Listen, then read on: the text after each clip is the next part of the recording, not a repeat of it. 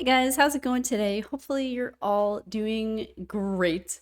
Today's video, so much of the game, at least for me, is problem solving, right? Like just looking at a team or a boss fight and looking at your champions and thinking like, okay, how the heck is this gonna work?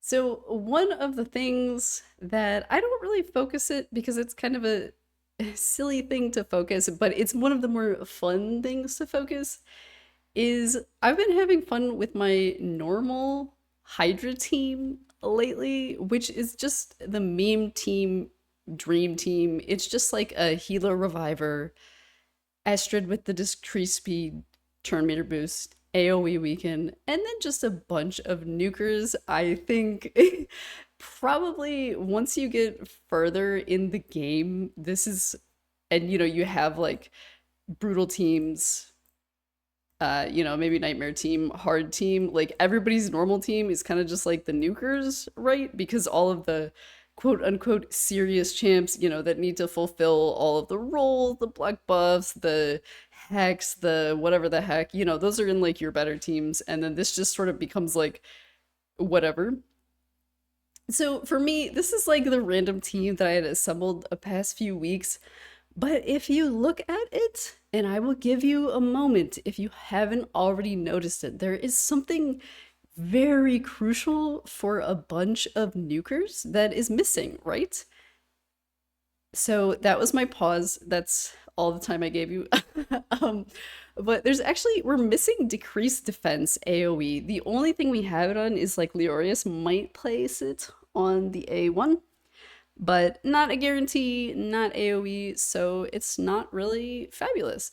We do have actually multiple people with AoE weaken. We have Estrid, we have Leo, so we have weaken, but like, I looked at this and I was like, if I can just fit decreased defense somewhere into this team, it can do a lot more damage.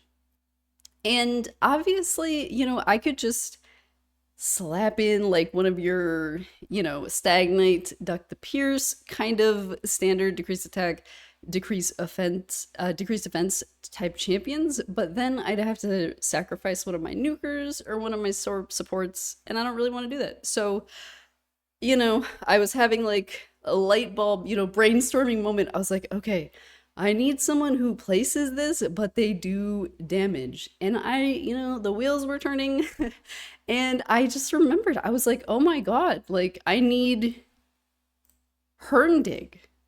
Hurndig is a nuker with this debuff that I need.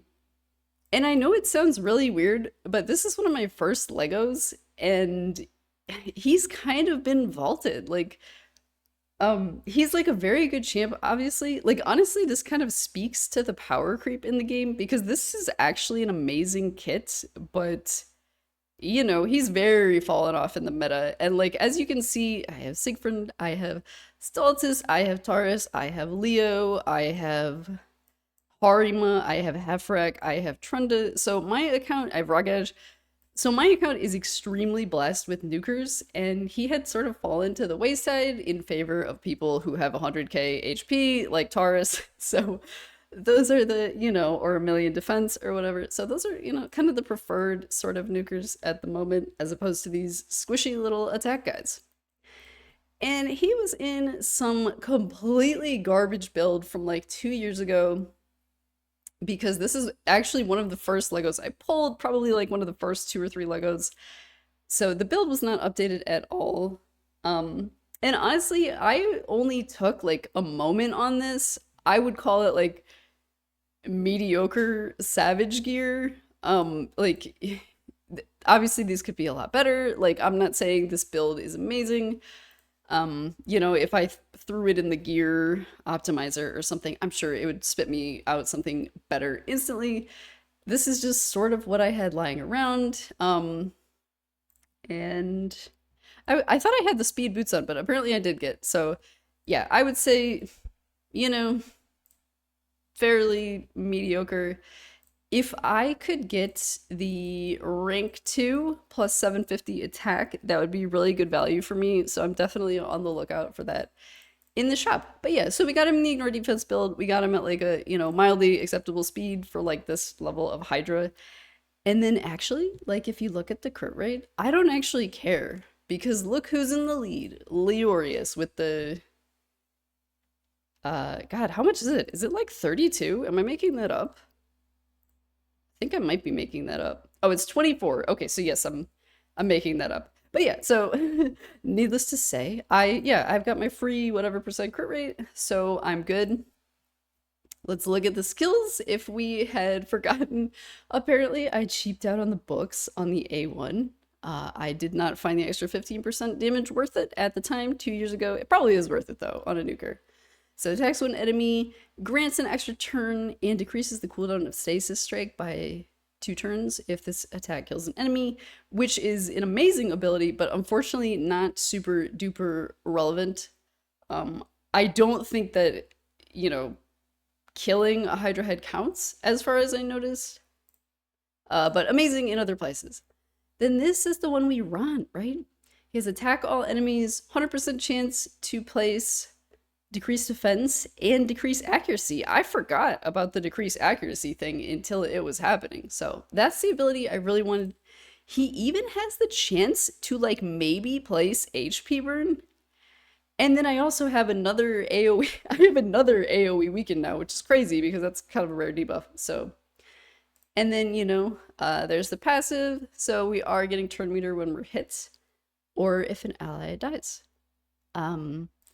I put Soul Reap him on him like when Blessings first came out.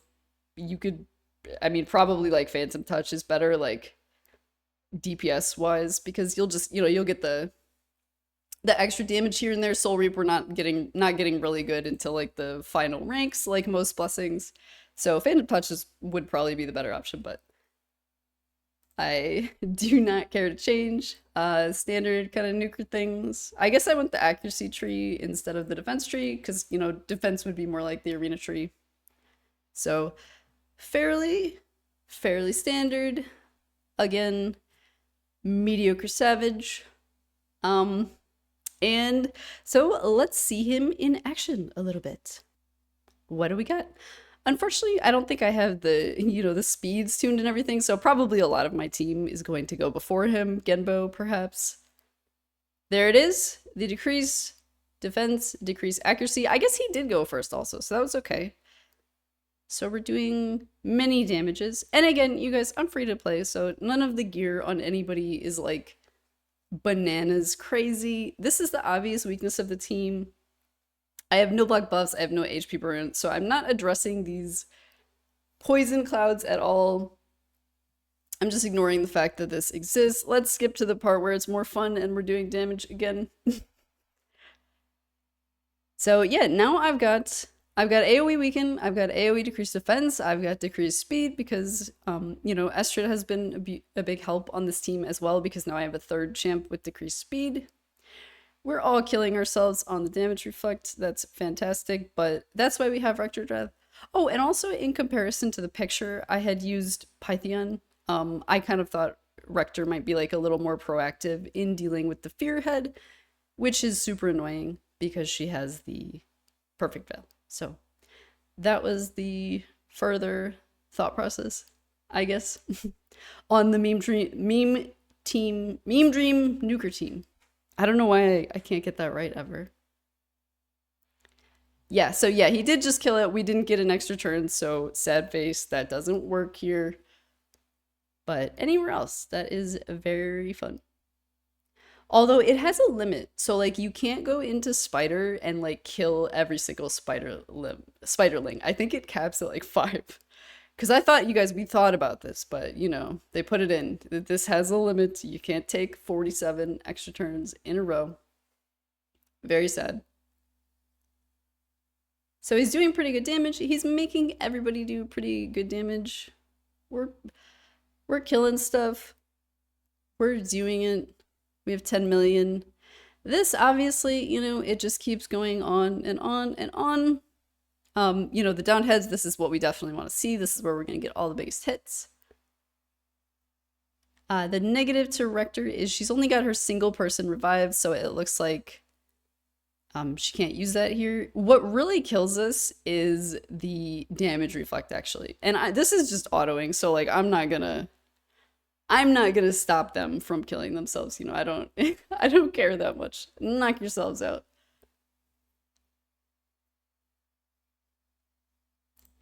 And this just keeps going on and on and on.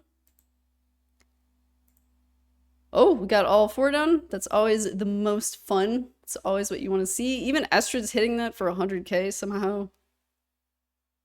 There he goes.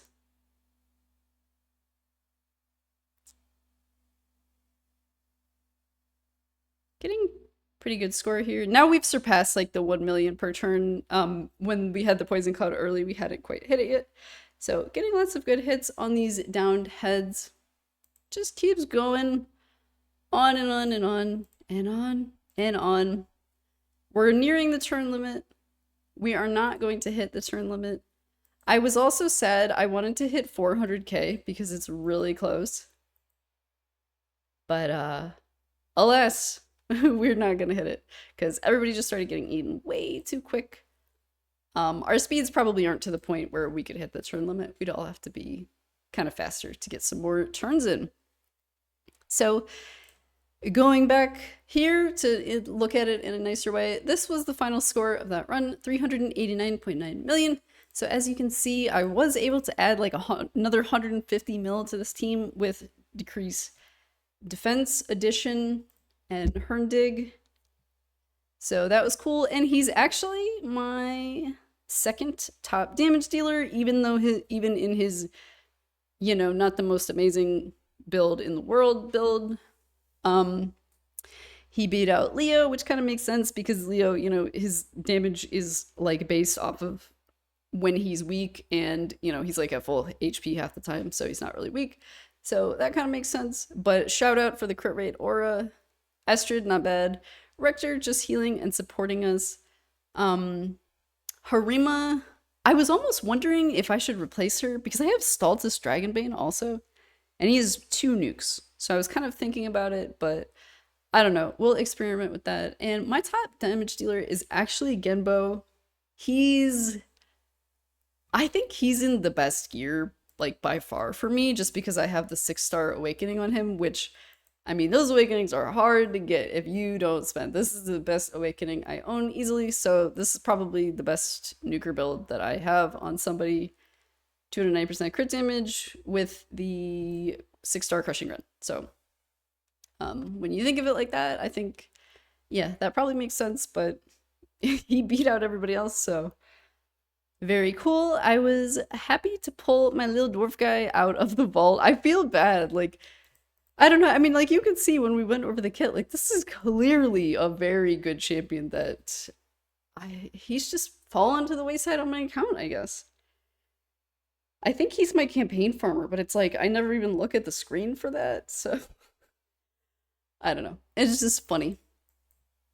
Alrighty, you guys. Well, that is the tale of pulling my little dwarf buddy Hurndig out of the vault to help my Hydra team, my normal Hydra meme team, dream team, get a better score.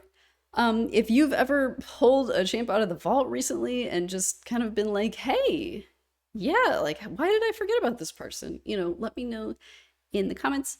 And always, you guys, thank you for spending a little time with me, and take care of yourselves. Goodbye.